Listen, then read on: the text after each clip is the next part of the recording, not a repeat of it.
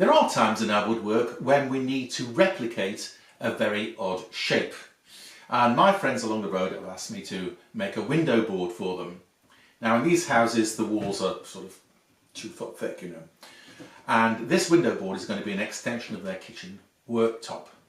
So the recess is quite deep. It's about 1 metre wide at the front. It's about 480. But there's a tap in the way. We can't just slide it in. And we can't come in from the top very easily because there's a window sash in the way. And we can't remove the window sash because the tap's in the way. So we've got lots of challenges here. But the first one is to replicate the shape of the recess itself. And to do that, we're going to use a pointy stick. And to find out how it works, stick around. Welcome to Workshop Essentials.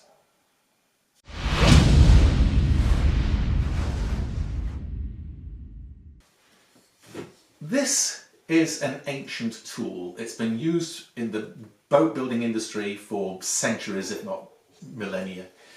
And it consists of a pointed stick. It should have a point on the end to get into corners. And the shape doesn't really matter, as long as you can identify which part of the shape goes where. So it can be as simple as a straight stick with a couple of little notches in it, or it can have a bit more of a shape to it, a bit more of a curved shape. And of course there are different sizes for different jobs. And this goes by various names. It could be a tick stick, a ticking stick, a tickling stick. No, not a tickling stick, that was something else entirely. A joggle stick. And if you know it as something else, please leave me a message in the comments below, because I'm always interested to see what other people call things in different parts of the world. And it works by recording where the corners are in my odd shape on a board like this. It can be a piece of cardboard, as long as it's reasonably rigid, and it should be thin. If I was using 3/4 inch ply, that's really a bit thick, because when we come to reproduce that, the stick is not going to be in contact with the workpiece. So keep it nice and thin, and get yourself one of these, and then we'll take it round to Bob and Ruth's and we'll see about reproducing that very awkward shape. So I've got my tick board taped to the worktop here so it can't move, and I'm going to poke my tick stick into the various corners there and over here and draw around them. It's quite hard to reach over the sink.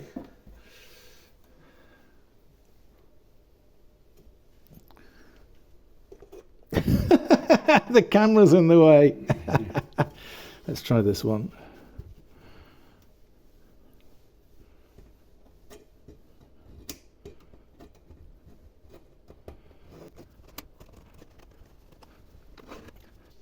And that will now tell me exactly where this point is over here when that goes back on the board. And I've got to do it. So there's 3 points at that corner, 3 at that, and another one over here.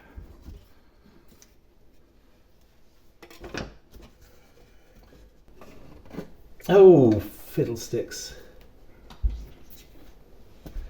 That's a good idea, Bob. I've got to guess that that's because there's a gap under here. I can poke it too far if I'm not careful.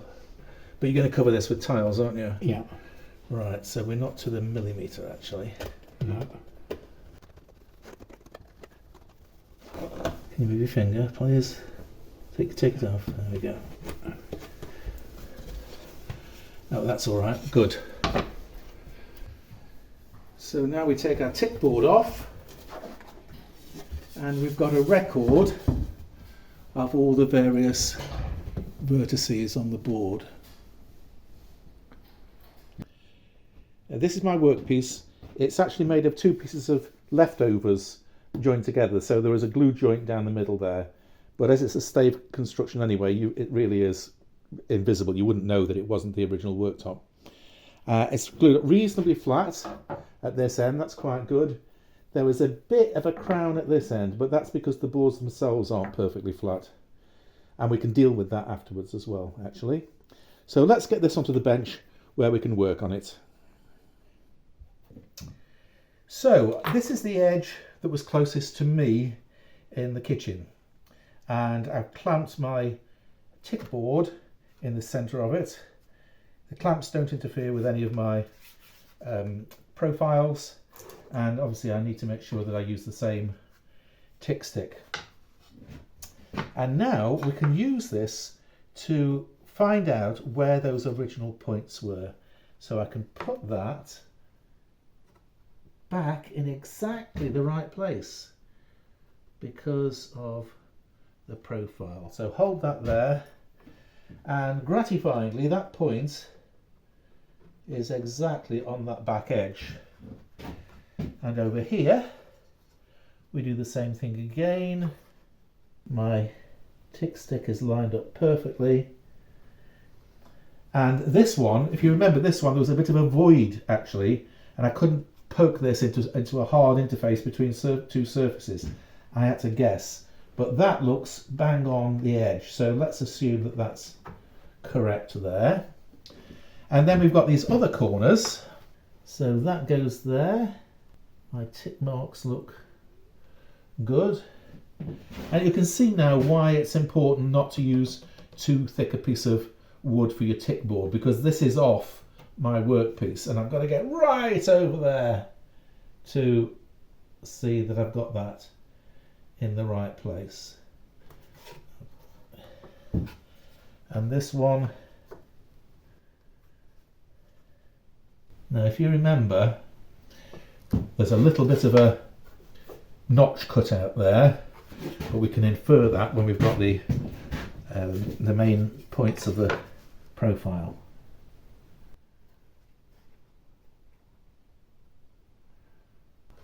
There we go. So those are the points that we've recorded.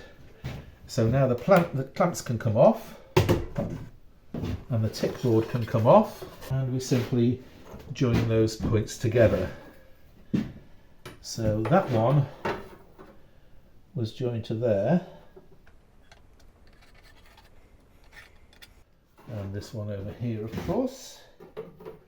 To the right point, Steve. That goes there, that goes there, and at the back closest to the window itself. Now, what about those notches at the corner? Well, we know that they're parallel to that. So as long as I hold my ruler parallel to that, I know it goes from there to there, and on that edge, that end, it goes from there to there. So all we have to do now is to cut that out.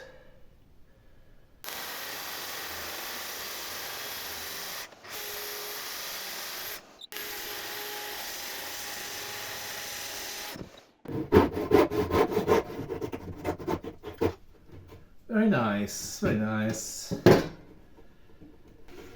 There's one more job to do before we take it round to Bob, and that's just to relieve this back edge so that we've got some chance of getting it out if it's a bit tight.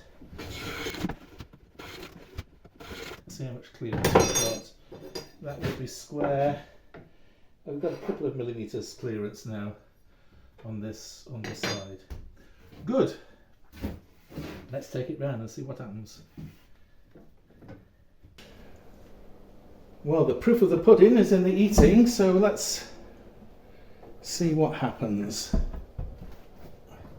I have left a bit of clearance, and we need it because the edges of these tiles are in the way, and then at the back the window sash itself is in the way, so we have to go underneath the existing worktop and then lower it down